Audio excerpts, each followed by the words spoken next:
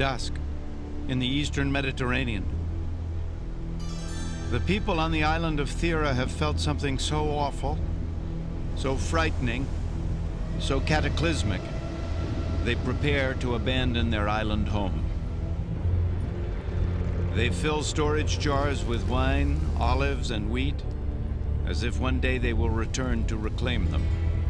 They carefully close each lid.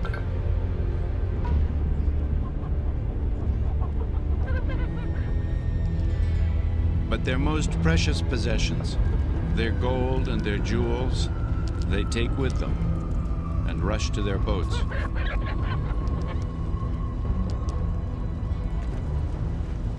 What the people feel is the earth itself trembling beneath them. They have survived earthquakes in the past, but this is no mere earthquake. The year is 1628 BC. The people will never return to their olives and their wine. They will simply flee into the night and into the sea, inspiring a mysterious legend that haunts us to this day. Very soon, a massive volcanic eruption will blow their island apart. It will bury all evidence of their lives.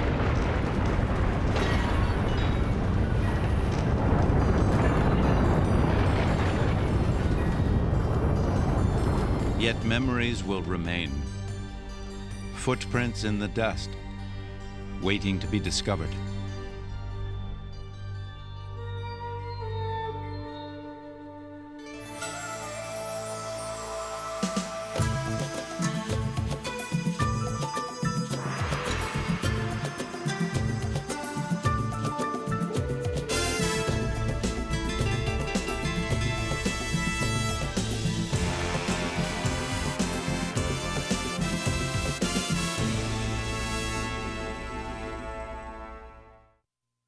Three 3,000 years ago, the utter disappearance of an island and its people must have left the powers of the region awestruck. The Egyptians had known Thera. Their ships would have traveled north and found where there had been a very mountainous island. They found nothing, just these slivers of broken rib-like land. To the Egyptians, finding this still smoking, booming crater where there was a hole 8 miles wide in the earth. They couldn't have imagined that most of this material would have been blown into the sky and caused the beautiful sunsets that they were seeing at that time. To them, an island that had been there had simply sunk and disappeared. In centuries to come, a great legend will develop of a utopian island society that disappeared into the sea. That island is called Atlantis. The Greek philosopher Plato told a story that he claimed came from Egypt. It had been handed down from a relative of an Athenian lawmaker called Solon. Solon met an Egyptian priest who claimed his sacred books contained an amazing story about a large island that had vanished in a single night.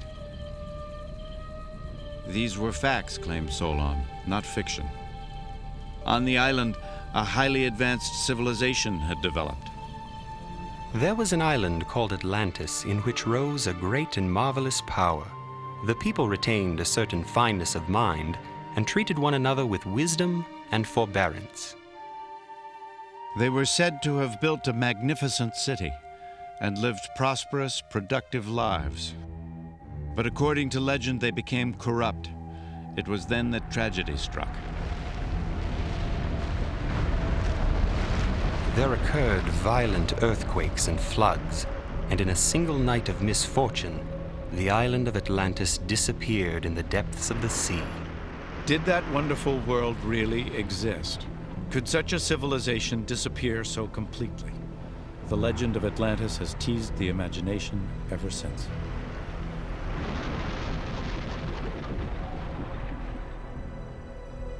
As the mystique grew, it was claimed this ancient people possessed computers, spaceships, even nuclear weapons. Atlantis has been found everywhere from the rainforests of Guatemala to the mountains of Tibet and, of course, on the floor of the Atlantic Ocean. More serious study has pointed to a Greek island known in the ancient world as Thera, a small dot in the Aegean Sea between Egypt, Greece, and Asia. It's now just a rim of volcanic rock jutting out of the sea. But is Thera the lost island of Atlantis? For an answer, we must journey back to the time of gods and heroes. What do their stories reveal about Atlantis? One man, Homer, is the source for many of our myths. But did he describe real people, real places, and real events? To find the answer, we must re-examine the greatest legends of the Aegean world.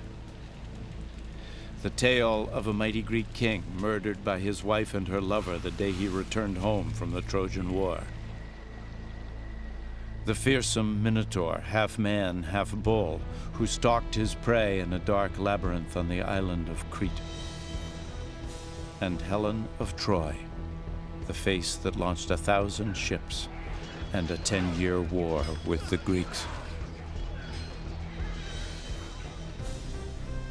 Our investigation takes us from Thera, now called Santorini, to Troy in Turkey, to Mycenae in western Greece, and to the island of Crete.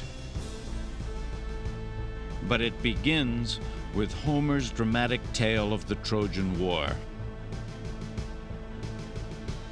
He tells of Greek armies descending on Troy to win back the beautiful Helen from her Trojan lover Paris. Men battled to the death while gods squabbled over favorites on either side. For 10 years, the Greeks were unable to penetrate the gates of Troy. Ultimately, the battle would be decided not by arms, but by a trick. Pretending to accept defeat and depart, the Greeks left behind an enormous, hollow wooden horse. The Trojans dragged the gift into the city, but it was filled with soldiers. For centuries, ancient Turkish legends spoke of a ruin on Turkish soil called Troy. But in the 19th century, nothing along the shore suggested it was the site from Homer's epic war. Still, one man believed those legends. His name was Heinrich Schliemann. He'd been obsessed by Homer's Troy since childhood and was convinced the stories were true. Clutching his well-worn copy of the Iliad, he set out to find the site of the great Trojan War. Heinrich Schliemann decided that he would begin excavations in Troy in the late 1860s, and he got permission from the Turkish authorities to begin this work. He didn't really have a clue about archaeology, what excavation was like, but he was following the sources that he read in Homer's Iliad and Odyssey that describe the topography of the plain and of the rivers around there. Homer wrote of 2 rivers flowing near Troy, one with steam rising from it, the other cold as hail. So Schliemann took off his shoes to test the waters. On April the 9th, 1870, he selected a site and set his team to work. Born in Germany, Schliemann made his fortune in America in the California gold rush. In one sense, he was an amateur prone to exaggeration. In another, he was a visionary with an insight few professional archaeologists could match. Anticipation built when the team turned up a coin marked Ilium, the Roman word for Troy. Digging deeper, Schliemann found signs not of one city, but of several, one on top of the other. He kept digging, believing that when they reached Homer's Troy, he would find a great treasure. He plunged right down into the earliest levels, made a lot of mistakes, but he learned as he went along, and he realized that he was truly on the trail of the epics of Homer in the excavations at Troy. When he was lost, Schliemann always returned to Homer. When the Trojans were feasting, Ulysses and his Greeks crept out of the wooden horse. They opened up the city gates and let the Grecian army in. That night, the city of Troy was sacked and burned. So Schliemann searched for traces of fire. In his diary, he wrote, I found a street covered 6 to 10 feet in yellow, red or black wood ashes, mixed with thoroughly burned fragments of bricks and stones. Schliemann decided that the street he'd uncovered must be the royal road to the palace of Priam, king of Troy. He was now uncovering ramparts as massive as the mighty walls of Troy Homer had described in detail. But beyond coins and towers, Schliemann wanted to find evidence of the woman at the heart of the legend, Helen of Troy.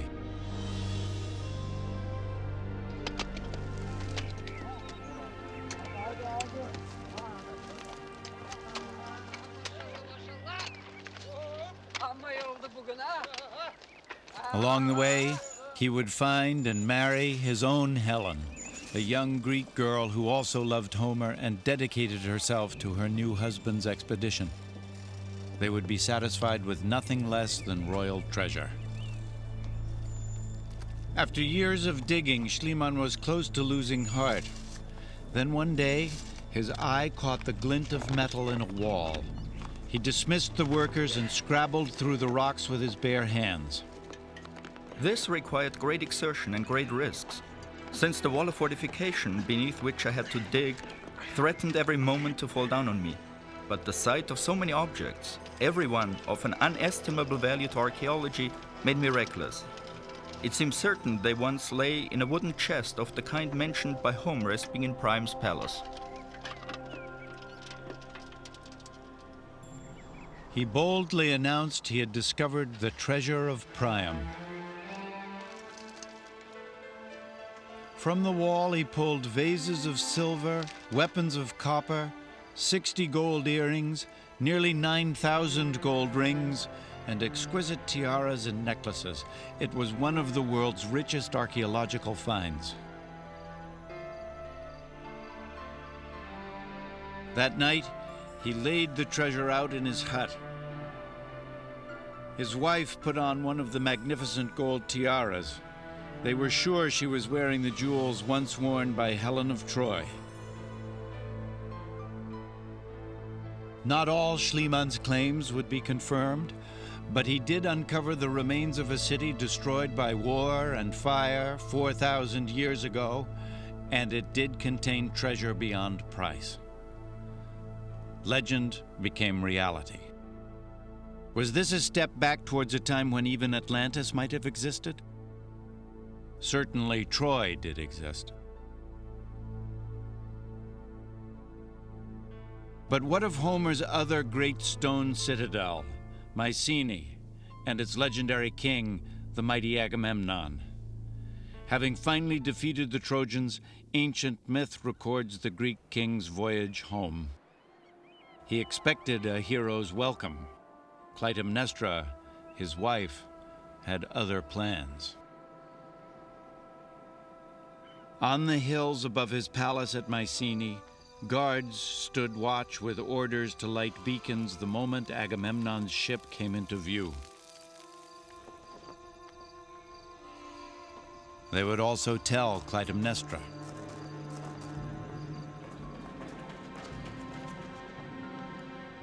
In the 10 years Agamemnon had been away, she had taken a lover.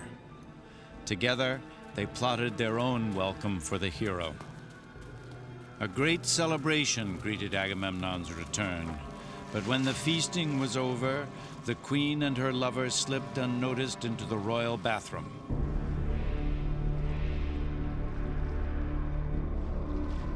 Clytemnestra had long nursed a deep hatred for her husband.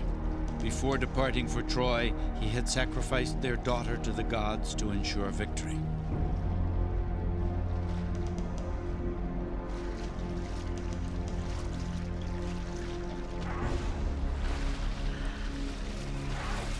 Not with a random, unconsidered blow, but from old hate.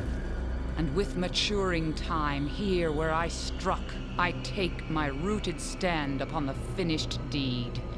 Here Agamemnon lies, my husband dead.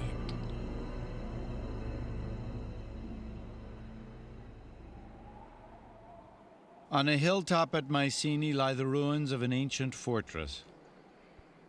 Schliemann concluded it must be King Agamemnon's great palace, with a magnificent gateway guarded by enormous sculptured lions. Look at the citadel of Mycenae here.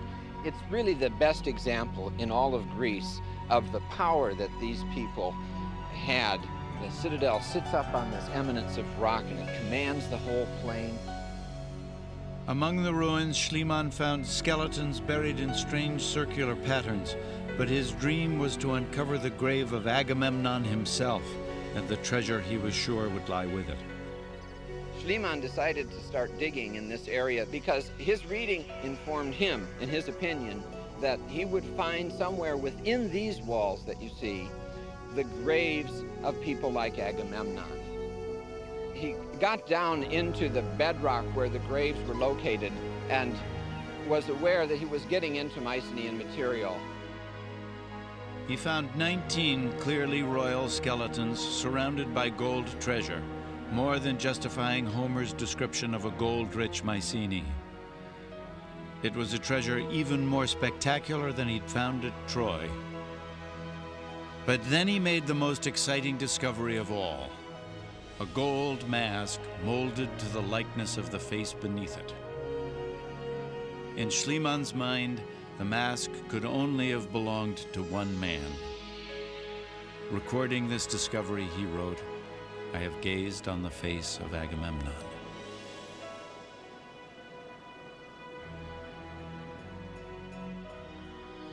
After 3,000 years, such precise identification is impossible. But from their skulls, what these people actually looked like can now be determined. This is the skull of a middle-aged Mycenaean woman, gradually being fleshed out in a laboratory in Manchester, England. Schliemann's Agamemnon skull couldn't be restored from the few pieces that were found, but many skulls from other Mycenaean grave circles were much better preserved. So we ended up with 6 men, 1 woman, from different parts of the grave circle, some from the same graves, some from completely separate parts. And it was very exciting because Richard doesn't know what they're going to look like until he's put the face on. The skull is the frame of the face. The skull dictates what comes onto the face. He can't control it. This is going to have a hump in the nose because the nasal bone is bent down. I'm told that she might be Clytemnestra. And certainly, from what I recall of my history, Clytemnestra was not one of the world's nicest ladies, although she obviously had considerable womanly charms. A clear picture of the Mycenaeans began to emerge. They must have been fairly sophisticated, though. Fairly sophisticated. The fact that they've gone to the trouble to make their hair in this kind of style, to spend time preparing their hair, means, A, they had time on their hands to do it. And in a society which is really struggling for survival, my own personal feelings are that probably fancy hairstyles would have been a somewhat lower priority. Hairstyling for the dead demands inspired guesswork. People are not always going to have their hair in exactly the same style all the time. Yes. I mean, is she at a ball? Is she gardening? Has she just got up? Yes. Richard Neve's reconstructions are so accurate the police seek his help with skulls of unknown murder victims. Relatives often make identifications from his models. But what did Neve think of the Mycenaean men? A bunch of thugs. A bunch of thugs. Richard's quite right when he says they're thugs. They're big men, by and large. We've got people of 5'8", 5'9". They're well-nourished. A lot of them have very good teeth. Not all of them. We've got some horrendous abscesses. We've got people with arthritis, probably from carrying too many heavy shields. The interesting thing was these are the first rulers of Greece, the first rulers of Mycenae. Homer called the Mycenaeans the strongest generation of earthborn mortals. In the grave circles, Schliemann found weapons that precisely matched descriptions in the ancient epics. This helmet was made with 40 pairs of boar's tusks, armor unique to Homeric verse. The people who produced all this lived between 14 and 1100 BC, 1,000 years before Caesar reigned in Rome. What Schliemann actually discovered in these graves was a lost civilization. He discovered the earliest evidence that we have of the origins of the Mycenaeans themselves. Only later was it determined that the skull Schliemann found was too early to be Agamemnon. Yet, in fact, he had revealed something far more important. Until Heinrich Schliemann began his work, our knowledge of the past was really based on the written records of ancient historians and other ancient authors. But now concrete evidence showed these ancient tales were rooted in certainties and facts. And if Helen's Troy and Agamemnon's Mycenae were real places, could other supposed legends be true as well? The most terrifying of all Aegean legends is the myth of the Minotaur, the fearsome beast, half man and half bull, that lived in a labyrinth beneath the palace of King Minos.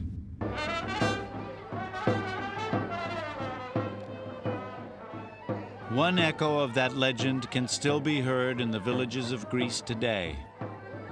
This is a farming town on the island of Lesbos.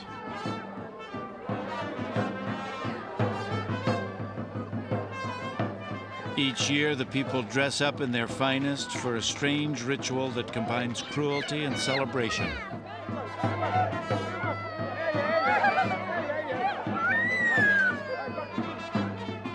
The town has donated the most expensive bull for the honor of being sacrificed.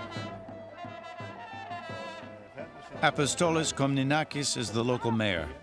Ο ταύρος από τους αρχαίους χρόνους ήταν το σύμβολο της δύναμης, της ζωής. The bull, since ancient times, has been the symbol of power, of life, the male symbol, and it plays a leading role in ceremonial rituals.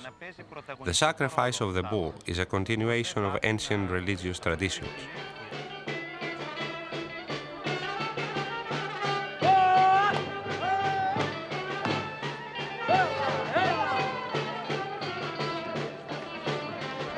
Panagiotis Kalograelis is a recently retired New Yorker.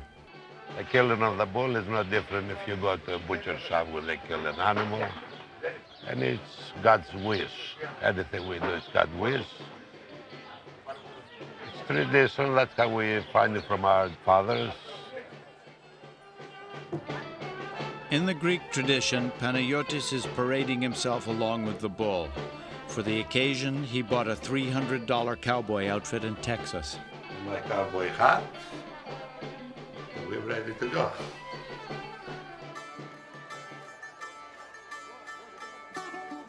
Greek mythology is steeped in images of the bull's power and sexual potency. The Minotaur myth is said to have its origins in King Minos' wife's lustful passion for a bull. As villagers take the bull to a place of ritual in the mountains, a legacy of deeply rooted primal instincts is at work.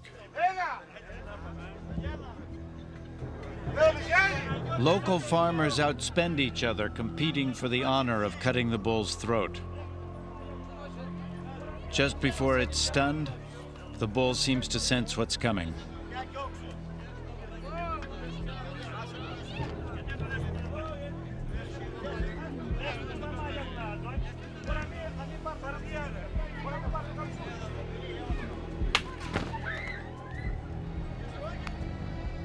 In the bull's ritual slaughter by ordinary islanders, we can sense an echo of the Minotaur myth.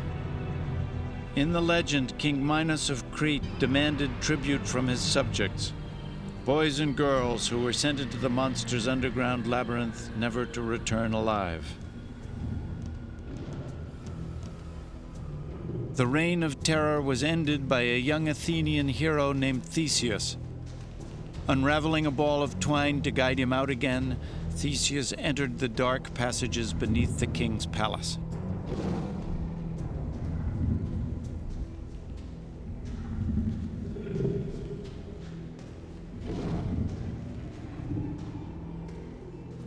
His mission was more than survival.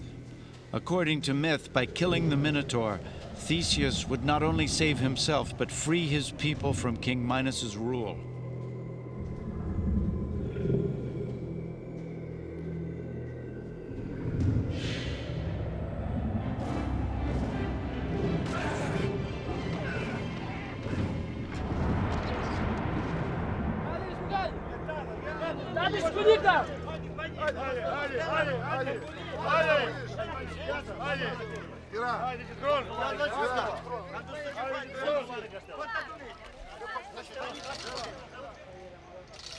Greeks have ritually paid tribute to this fable for thousands of years, but not until this century was the myth's origin revealed, and then only by chance.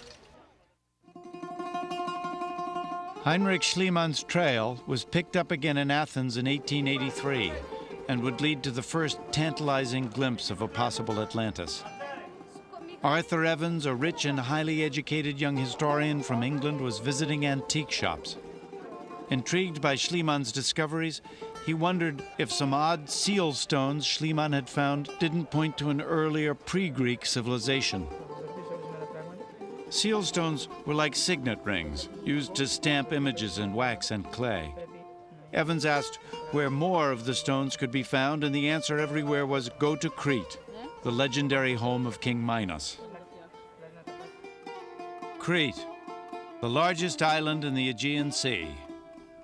Mountainous, mysterious, and redolent with myth, it would prove the setting for Evans' greatest discovery.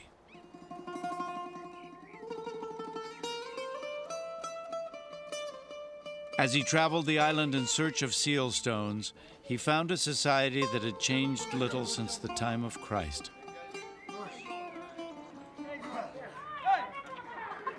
Local women called the seal stones milk stones and refused to sell them to Evans, fearing the milk would dry in mothers' breasts. To find them, he was told, he should go to a place called Knossos, where some said there was a palace beneath the ground. Evans started excavating at Knossos and soon discovered something far more exciting than seal stones. He uncovered a vast palace with hundreds of passages and a carved throne. Surely the throne of the legendary King Minos himself. The palace was first built around 1900 BC, contemporary with the great pharaohs of Egypt and the construction of Stonehenge. Evans boldly decided to rebuild sections of the palace, to recreate what life was like nearly 4 millennia ago for the people he'd christened Minoans, after King Minos. Remarkably, Evans found frescoes depicting what the Minoans looked like and how they lived. Every night in a study dominated by the bull of Minos, he carefully described what he'd discovered that day.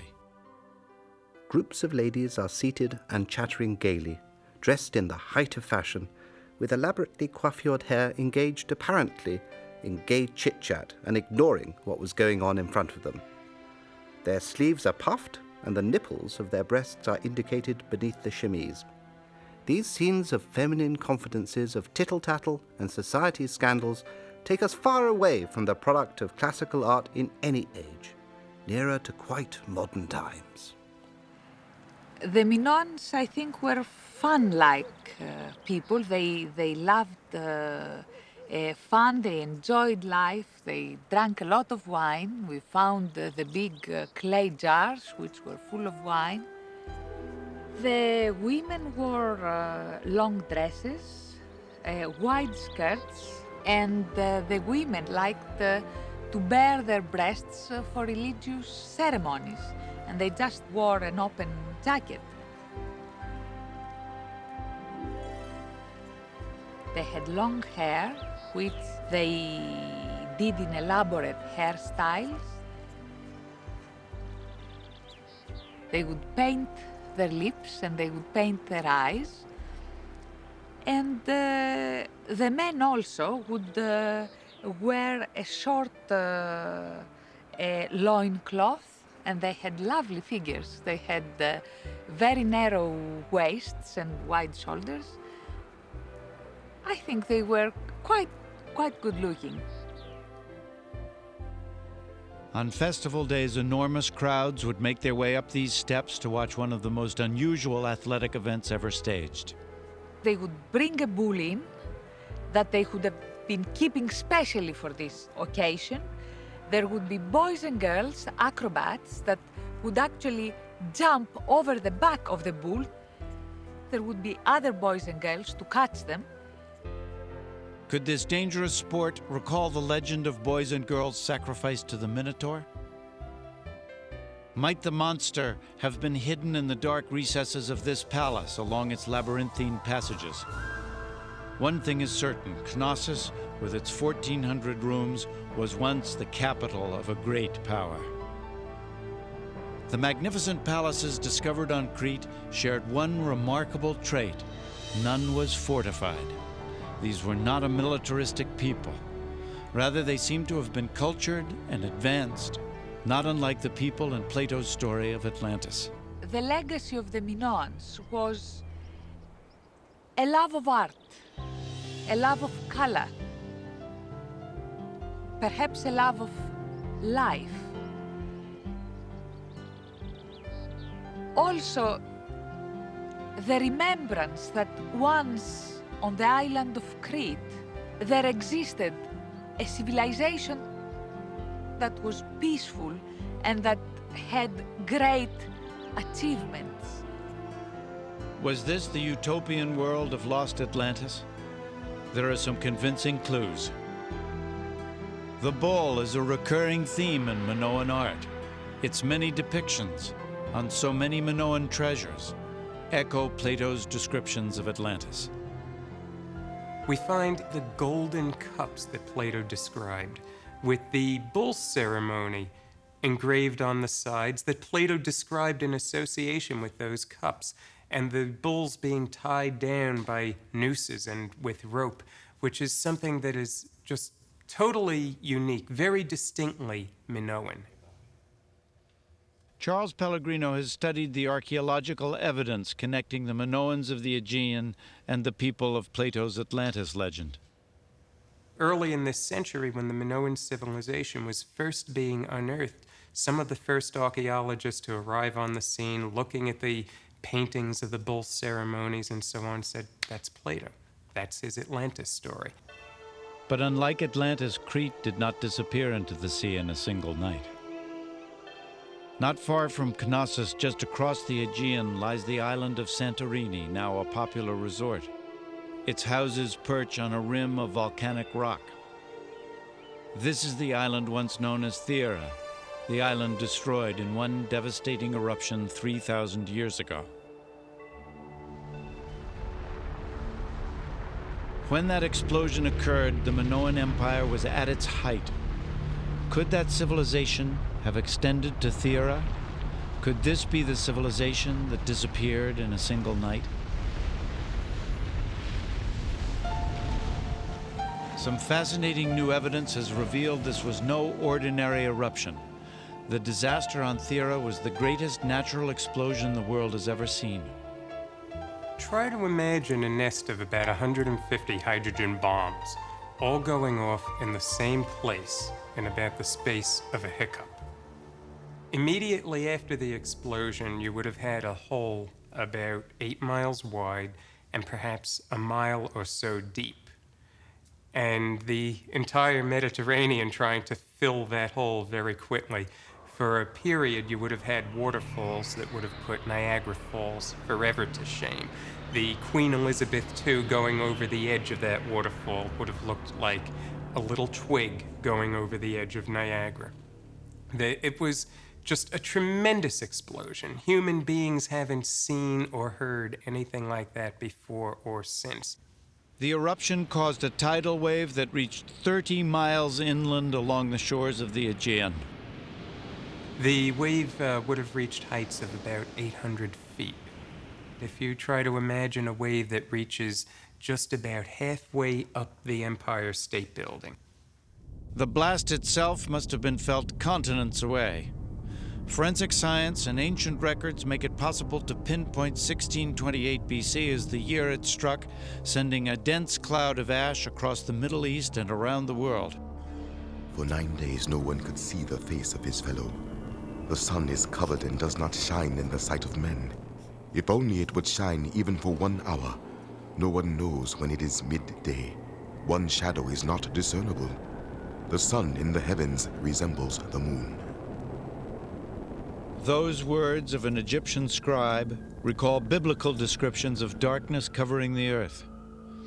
There is evidence of the precise year the ash cloud reached China.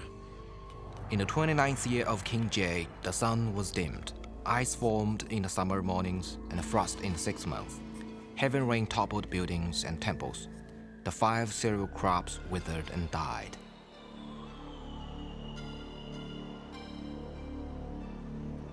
There are even indications the cloud reached North America, turning day into night, summer into winter. In California, the core of a 5,000-year-old bristlecone pine shows a ring of dark cells dating back to the same year.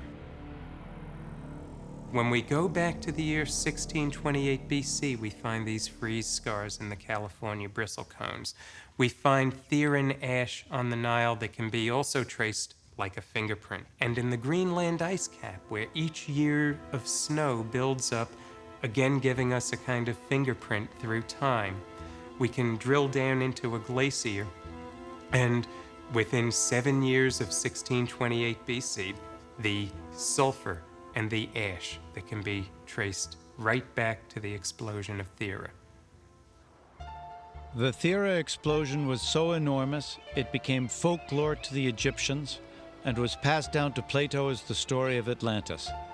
But even more fascinating evidence would be revealed on Thera.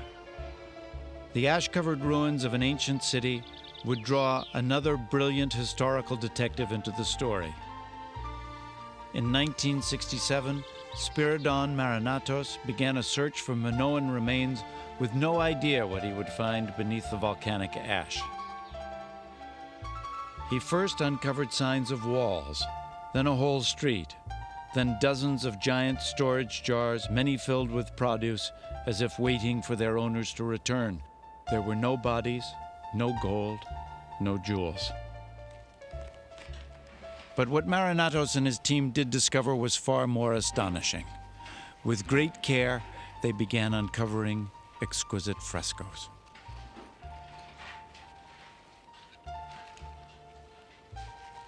In the 20th century, paintings wonderfully preserved for 3,000 years in a tomb of ash were revealing a picture of life in this long-forgotten town.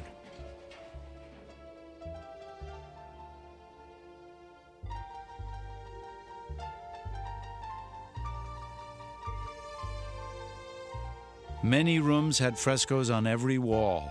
Here, Marinatos found an elegant, rocky landscape with graceful lilies and playful swallows, swallows that have never returned to the island of Thera.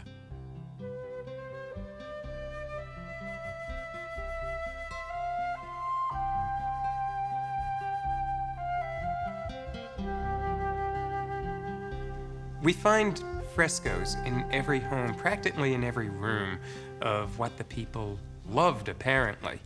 And it's very different from what you find elsewhere in the world. You go to Egypt, you go to Syria, you find the theme was almost always war and conquest. And you go to the island of Thera and you find there are paintings of women gathering saffron.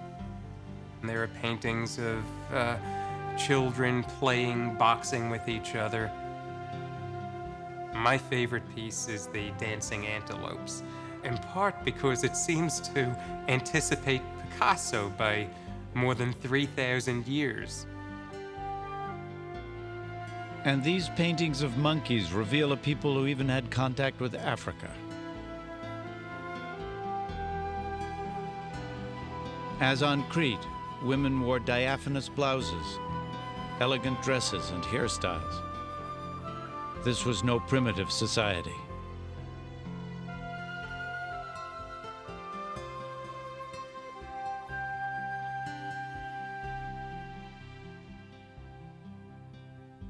Was this pretty girl with a ponytail one of the lost people of Atlantis?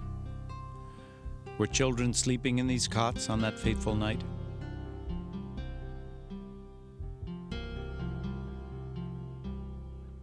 All the evidence points to Thera being a prosperous island.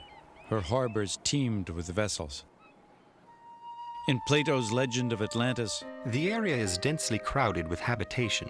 The docks were full of boats, triremes, and naval stores, and of vessels and merchants coming from all parts who kept up a multitudinous sound of human voices and din and clatter of all sorts, day and night. in Plato, Atlantis traded with Egypt, as did the people of Thera. And there were other similarities. Plato wrote, They constructed buildings around them and made cisterns. They had fountains, one of hot water and one of cold, in gracious plenty flowing. On the island of Thera, we find multi-story homes that were just honeycombed with plumbing. There are hints that there might have even been hot water running through these homes. We find flush toilets, thousands of years before flush toilets were supposedly invented. We find evidence of showers, bathtubs, many things that we consider very, very advanced, and that in Plato's time was very advanced even by his standards. Plato also believed Atlantis was in the Atlantic Ocean, but Greeks tended to place great mythical events outside their known world, at the time simply the Mediterranean Sea. And Pellegrino has an explanation for the exaggerated size of Plato's Atlantis. Plato told us that the Atlantean civilization was a very, very large area, that it was the size of Libya and parts of Asia combined. And Thera just is not quite large enough. But when you look at Thera as just a suburb of the Minoan civilization, which was centered on the island of Crete, whose ships seem to have gotten as far as England and Egypt and on the Sea of Galilee, we see here that this was a great economic power in the world that pretty much ran the entire Mediterranean world. It's as if the legend of Atlantis was the history of Minoan civilization. When the Thera volcano erupted, it would have destroyed the Minoan navy in Crete, precipitating a slow, unrelenting decline.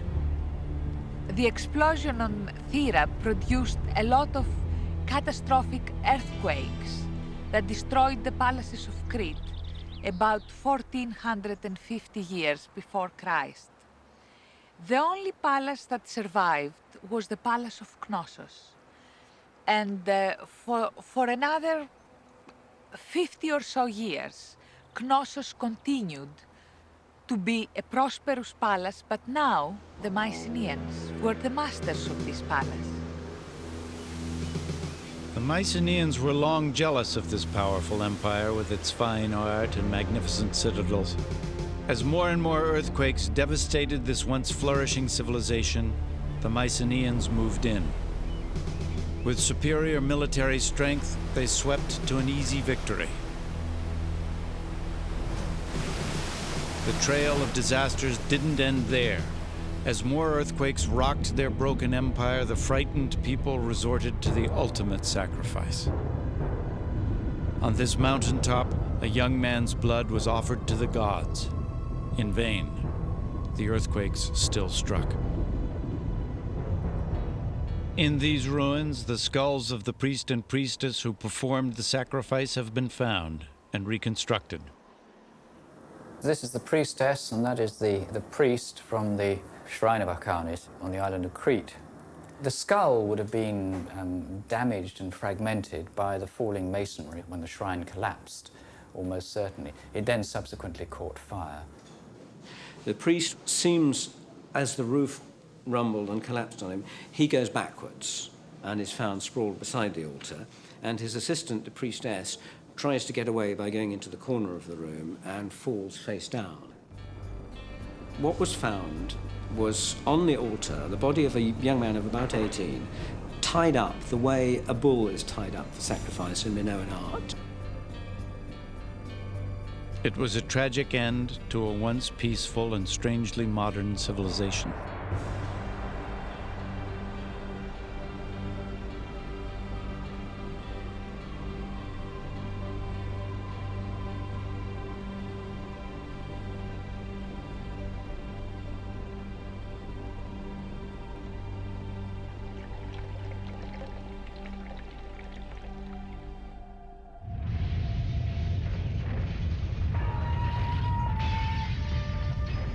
The position of these corpses, the broken bowls and spilt blood, the skeleton of a teenage boy trussed for slaughter, provides a gruesome portrait of those last terrifying days.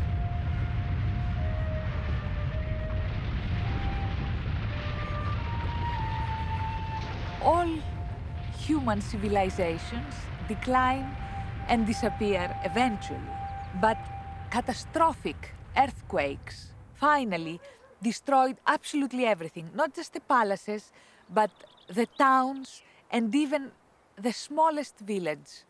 Everything was leveled to the ground. It was absolutely catastrophic. When you look at all the pieces of the jigsaw puzzle and you look at them objectively, the decline of the Minoan civilization, its takeover by northern Greeks, it all just fits in perfectly with the story that Plato told. They belonged to the very first European civilization. Until this century, no one even knew they existed. But recent revelations have led us back over 3,000 years to discover a peaceful, artistic, but ultimately doomed people. This was a world that was thrown into terrible famine and terrible disorganization. And it's not as today that you have the International Red Cross ready to rush in, that you have the UN sending people in. This was a world where, when the Mediterranean was thrown into total chaos, they were on their own. Legends of a lost utopia have always haunted the shadows of history. For generations, we have dreamed of finding the lost continent of Atlantis. Perhaps now, in the Aegean, we finally have.